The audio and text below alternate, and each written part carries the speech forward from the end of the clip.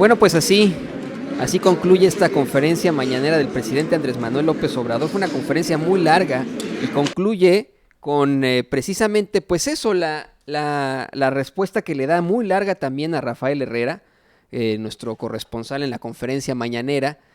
Obviamente le estamos preparando aquí todo el camino para que usted pueda tener todo lo que ocurrió en esa conferencia mañanera, de no solamente unos momentos, pero verdaderamente estuvo muy interesante esta conferencia.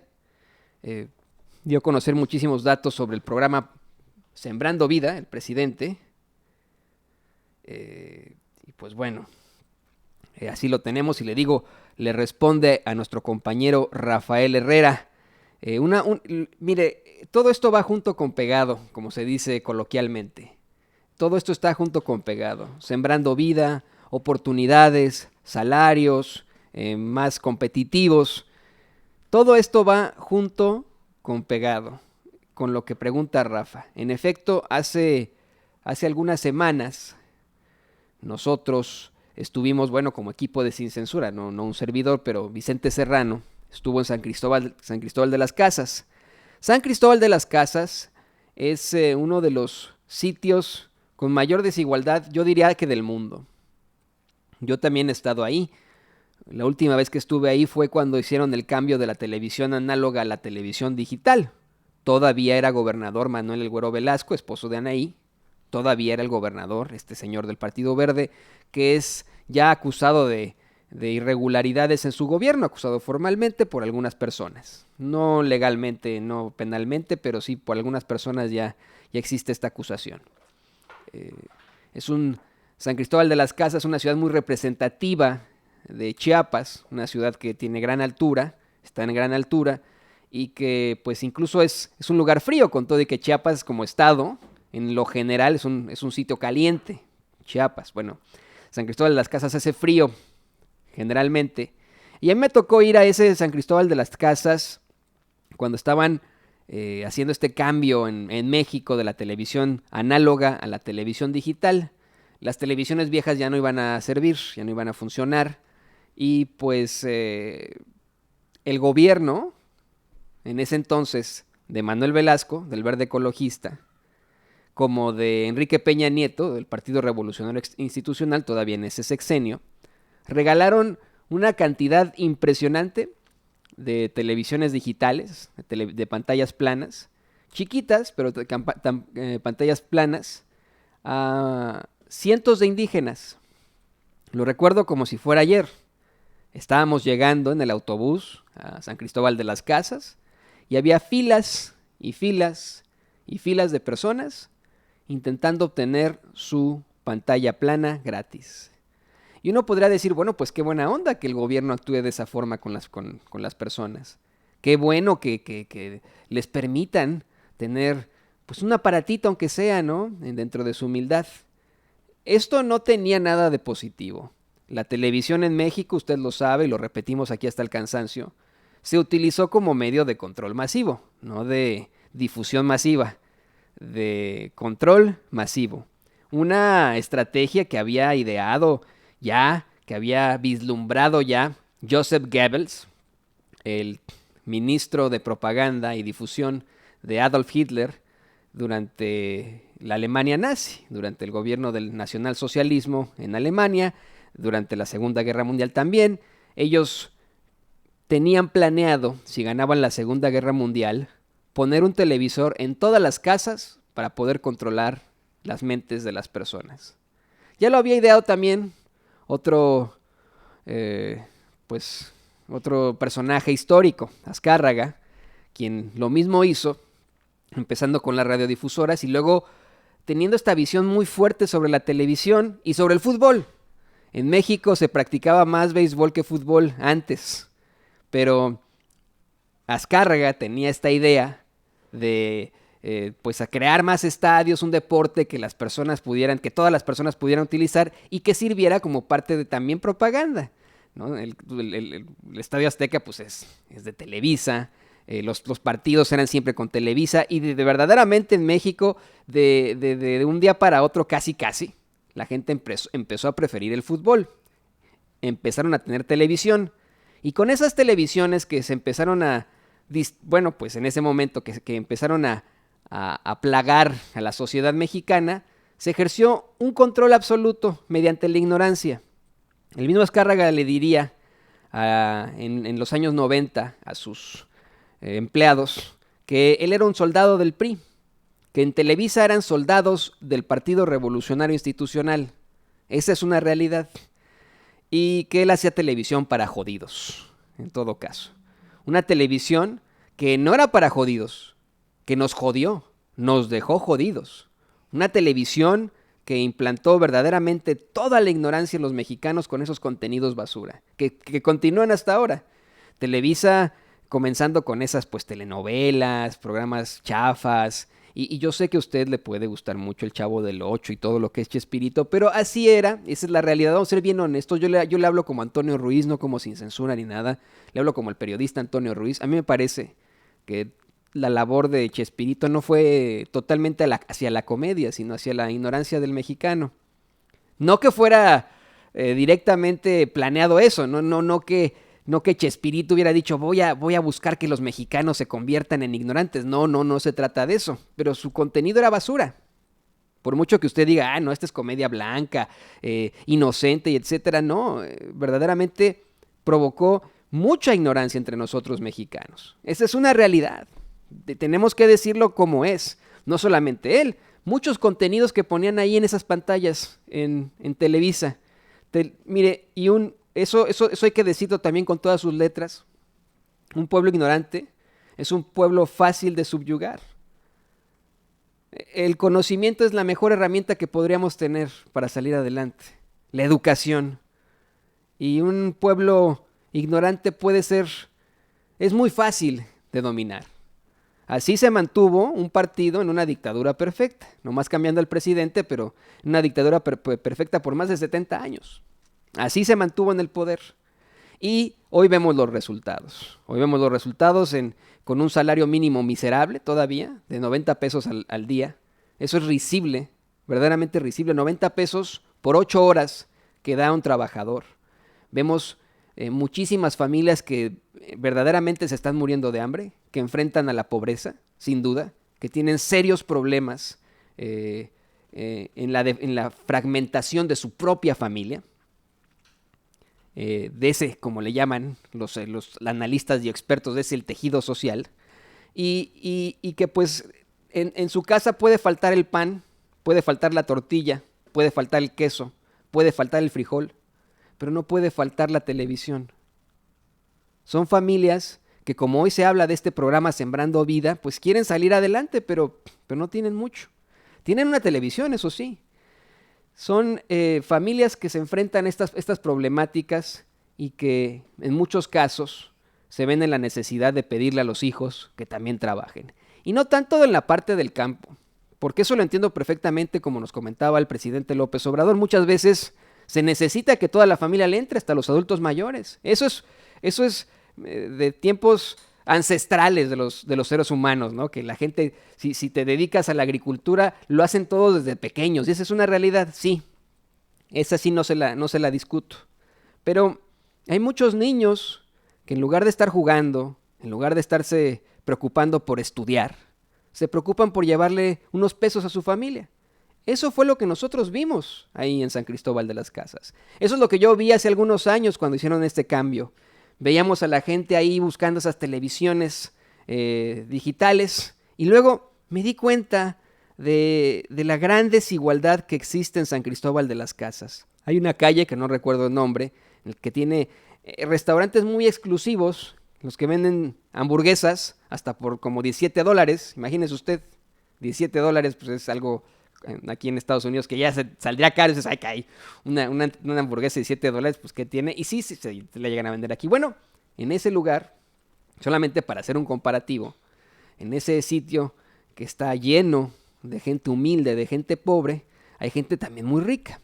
Mientras ve usted en San Cristóbal de las Casas una mesa en un restaurante con una familia adinerada cenando con una copa de vino y etcétera, por las calles frías de San Cristóbal de las Casas corren muchos niños sin suéter, sin zapatos, vendiendo sus pulseritas, vendiendo café, para ganarse solamente unos pesos.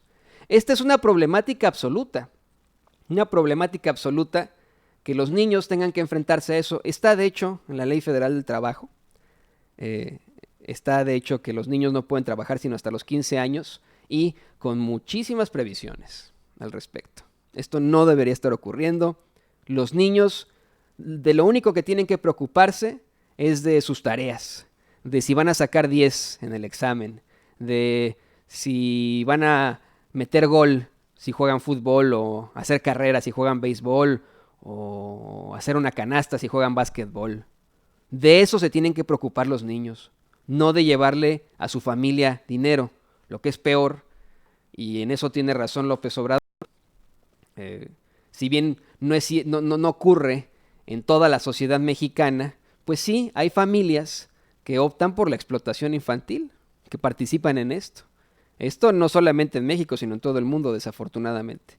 Y esa es la preocupación. Usted nos puede decir, ay, esa pregunta qué, Toño, esa pregunta qué, Rafa Herrera, esa pregunta qué, don Vicente Serrano. No, es una pregunta muy sensible y en mi parecer muy sensata. No nos olvidemos de los niños, nunca. Verdaderamente, un niño indígena muy humilde de la sierra de Oaxaca que tocaba la flauta, que era pastorcito, le echó muchas ganas desde pequeño para poder estudiar. Hace muchísimo tiempo consiguió estudiar mediante las autoridades eclesiásticas, fingiendo que iba a ser sacerdote, para en realidad buscar ser abogado. Después de ser abogado, se convirtió en juez de la Suprema Corte de Justicia, después en gobernador de Oaxaca y después en presidente de la República. Eso hace ya más de 100 años.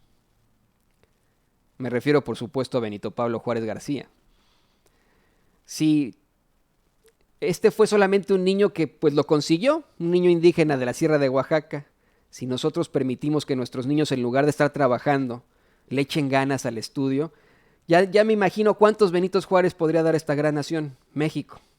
Pero bueno, por mientras, permítame ponerle otra vez la pregunta y respuesta, la pregunta que le hace Rafael Herrera. Mire, primero le señala, lo vamos a platicar en unos momentos más, eso es parte de lo que está del resumen y análisis que le damos de la conferencia mañanera, pero Rafa le da unas cifras al presidente sobre esta protesta que existe en la Universidad Autónoma de Baja California, el alma mater de nuestro querido profe de RI, Jesús López Almejo, en la que pues va a haber una protesta, una manifestación por falta de recursos. El presidente dice que no hay, que no es por parte de la federación, sino del Estado. Lo vamos a platicar unos momentos más. De ahí Rafa se suelta para la pregunta sobre el trabajo infantil, sobre la explotación infantil. Creo que la respuesta es muy importante. Veamos, escuchemos. Adelante, doña Ceci. Jorge Rafael Herrera.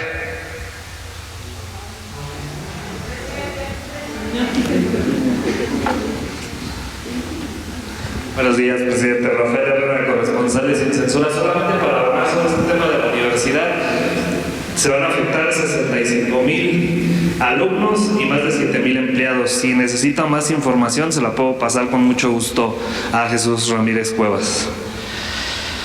Sobre este tema, presidente, que la verdad es lamentable. Hace unos días reportamos desde San Cristóbal de las Casas, Chiapas, presidente, la penosa situación del trabajo infantil. ¿Qué tan grave es esta situación en el país, presidente? ¿Tiene claro usted lo que hace falta más allá de la voluntad y de los programas sociales que se están implementando? Nos encontramos niños de 7 años trabajando en las calles, presidente. ¿Qué me dice de esta problemática? ¿Qué plan y compromiso tiene su gobierno para esta situación y bajar este rubro?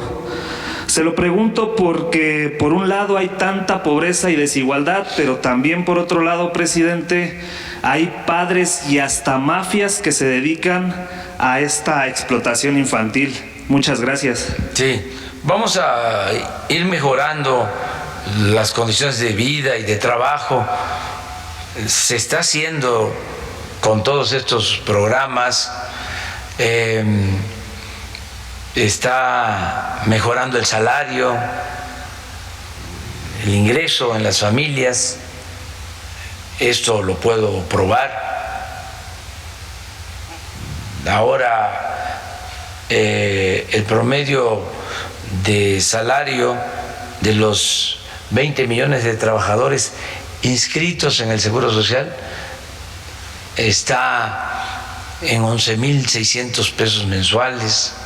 Esto no se daba anteriormente.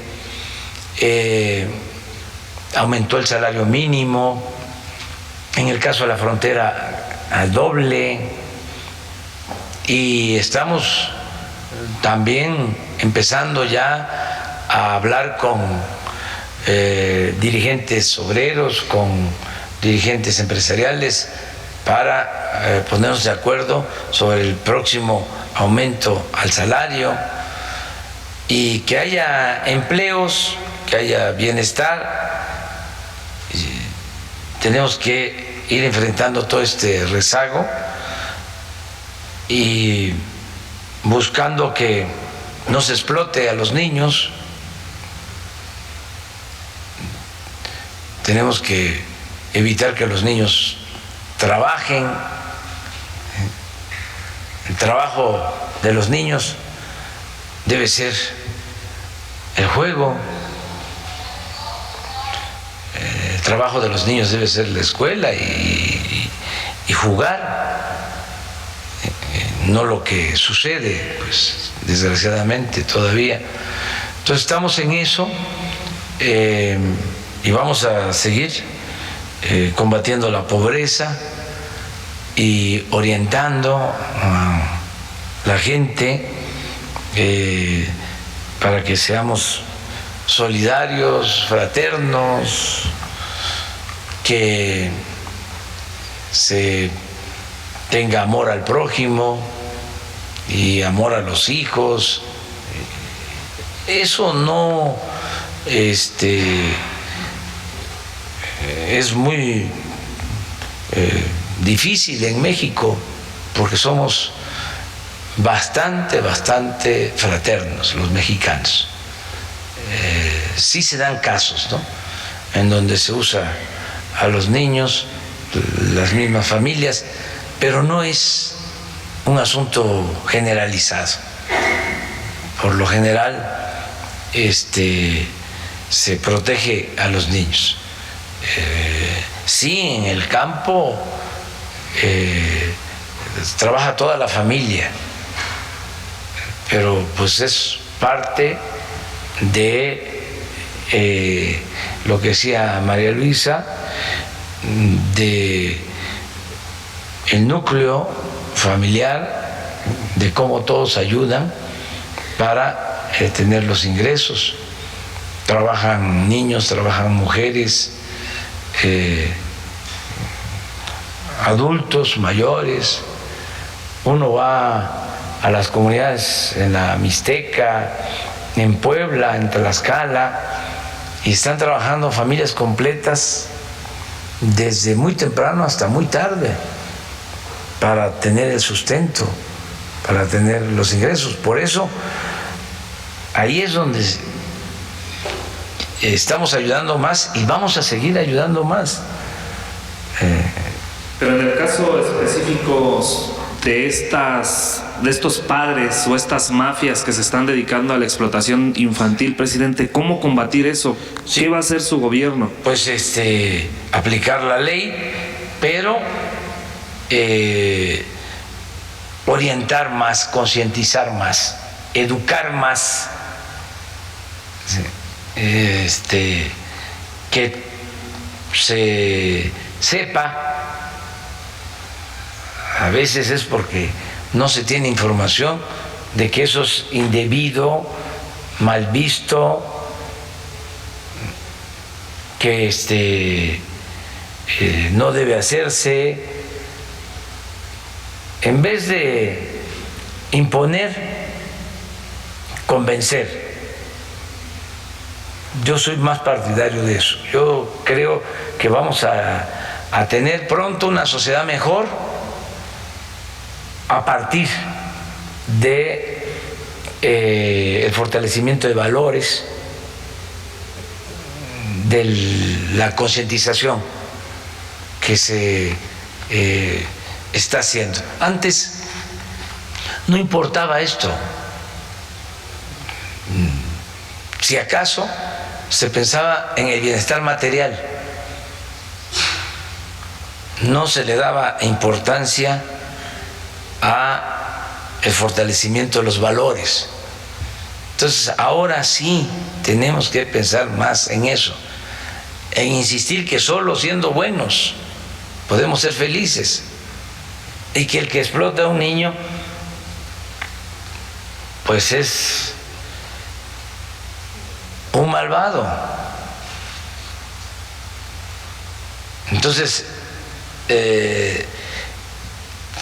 tenemos que exaltar lo bueno de nuestras culturas, que es mucho, mucho, mucho. Entonces, para ir deteniendo esto que en los últimos tiempos creció bastante, la mancha negra del individualismo, del arribismo, del querer triunfar a toda costa, sin escrúpulos morales, el egoísmo, la enfermedad por lo material, el considerar que el dinero es la vida.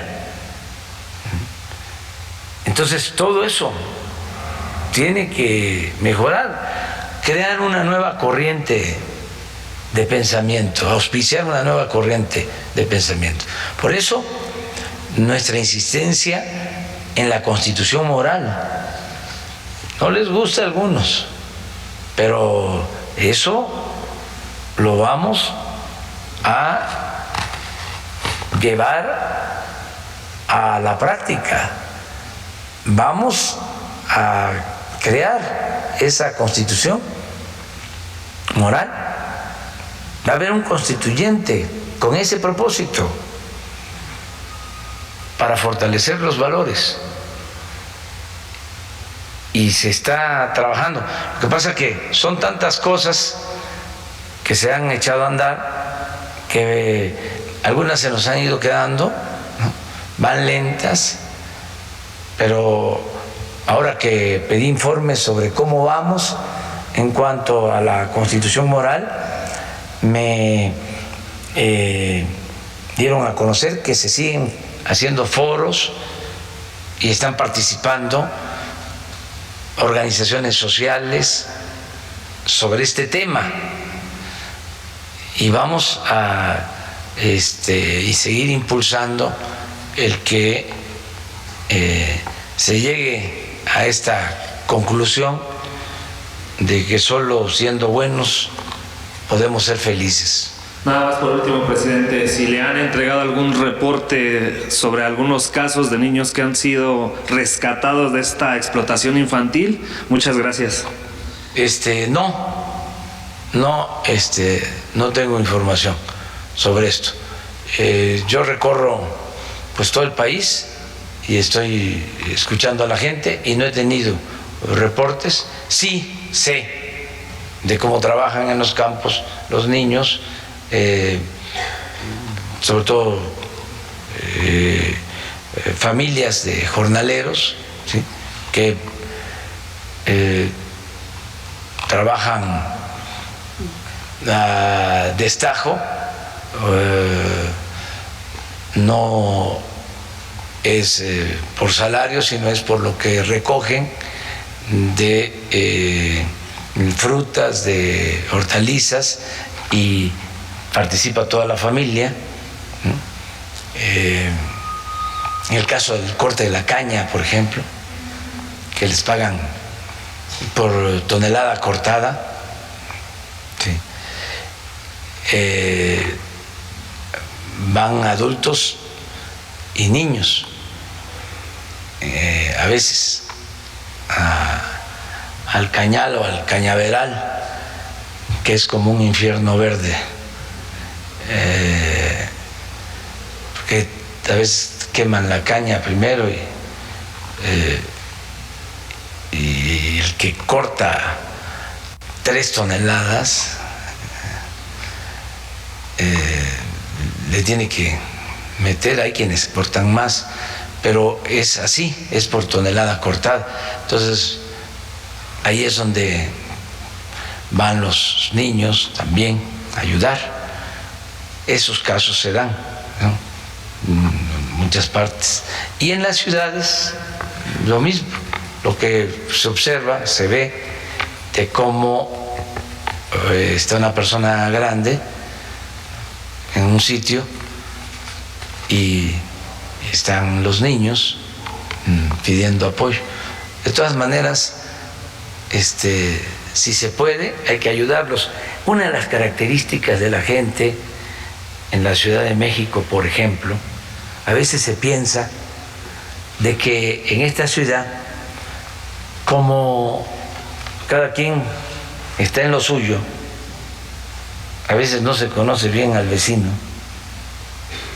y todo el mundo anda deprisa por los problemas del tráfico y demás. Se piensa que es una ciudad muy individualizada y no es así. Esta es una de las ciudades más solidarias. Es de los sitios donde se practica más la solidaridad verdadera, la fraternidad. Aquí todo el mundo coopera, todo el mundo ayuda. Si se pone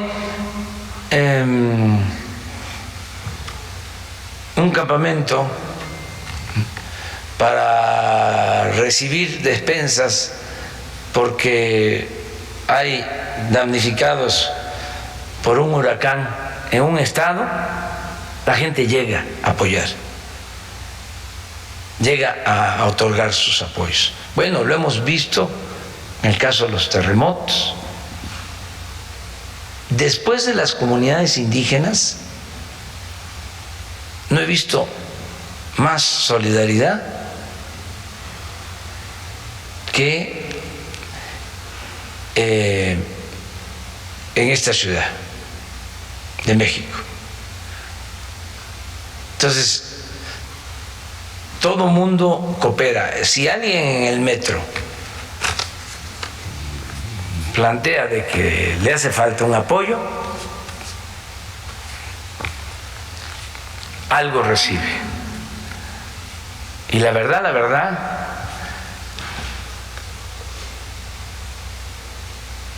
los pobres son los más fraternos. El que tiene menos es el que da más. Eso es parte de nuestras culturas en México. Por eso este es un país extraordinario, único. Como México no hay dos. Ya me voy. Adiós, adiós. Eso es evidente, sí, en efecto, los mexicanos siempre nos quitamos la camisa para dársela a otros. Eso sí me ha pasado muchas veces y lo he visto en todas las familias, en todos los estratos sociales. El hecho de que siempre invitemos a todo el mundo y eso, en su mayoría, así es, ¿no? Si hay una fiesta, una comida, o si de pronto, pues, dividimos el pan o la tortilla para compartirlo con los demás. Me parece muy interesante que se hable de todo esto hoy, que dan a conocer los avances del programa Sembrando Vida. Hoy que Rafael Herrera, nuestro corresponsal en la conferencia mañanera, le pregunta al presidente López Obrador sobre esta red de explotación infantil que sigue existiendo en México.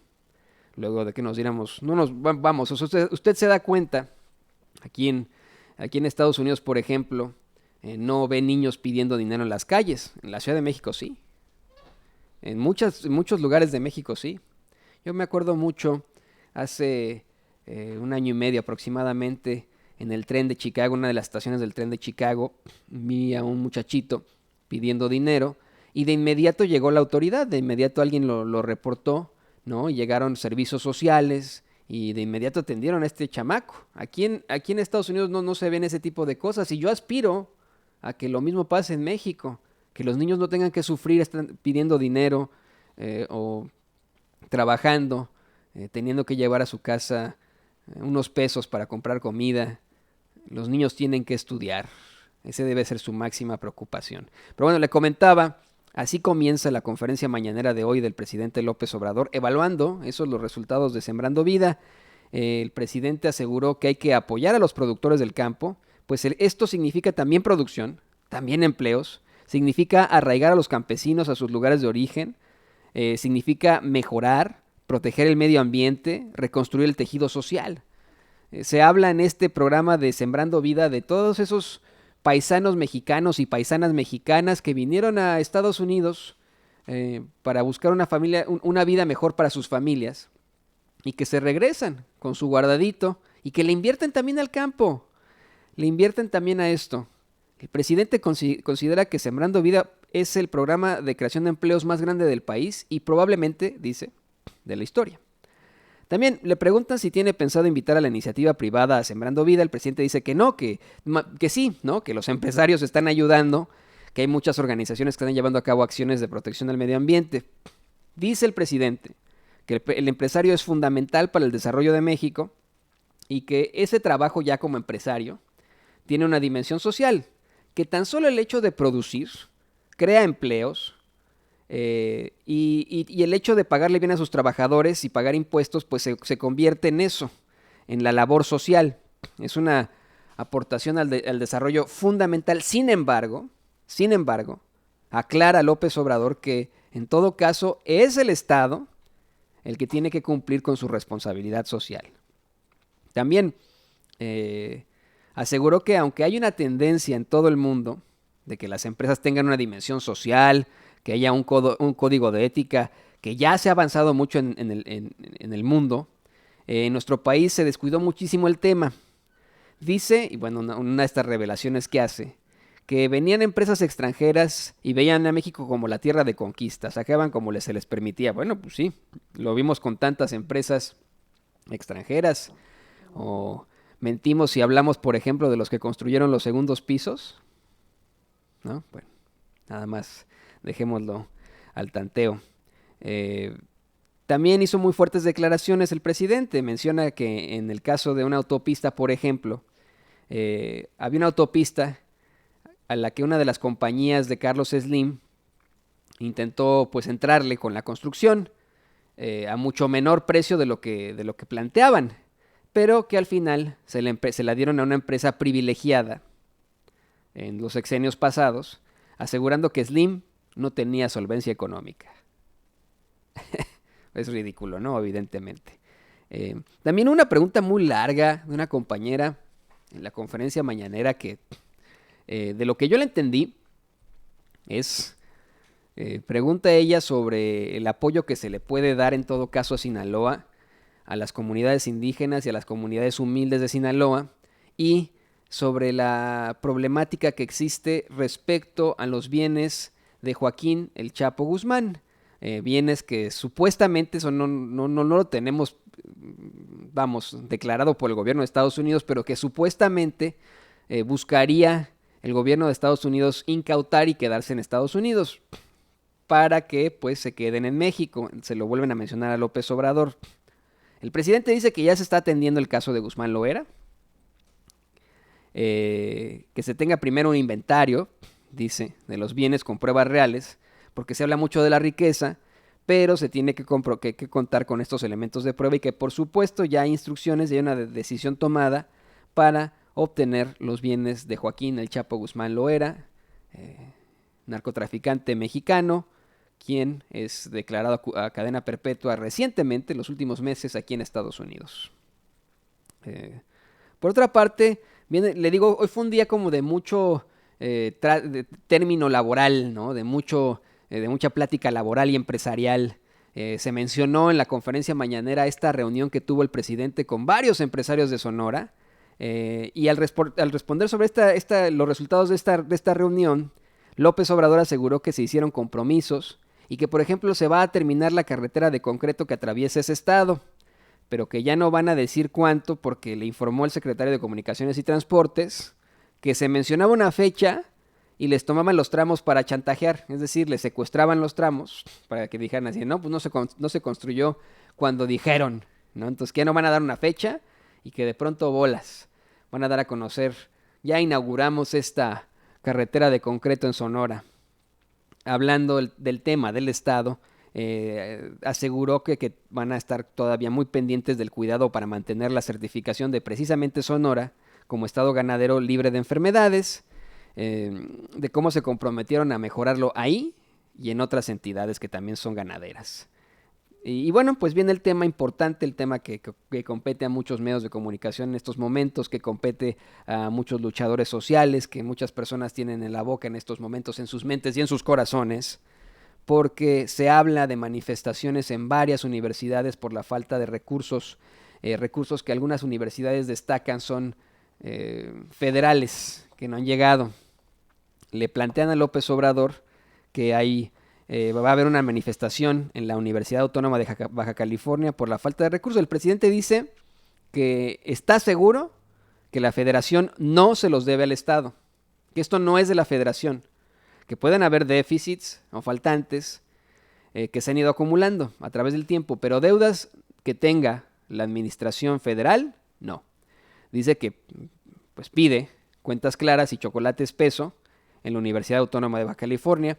No he entendido muy bien yo ese dicho, que algunas personas dicen cuentas claras y chocolate espeso, ¿no? Yo creo que es chocolate espeso, ¿no? Ya sabes, el chocolatito que a veces espeso. Y de ahí se suelta el tema de estas, pues este paro en varias universidades, ¿no?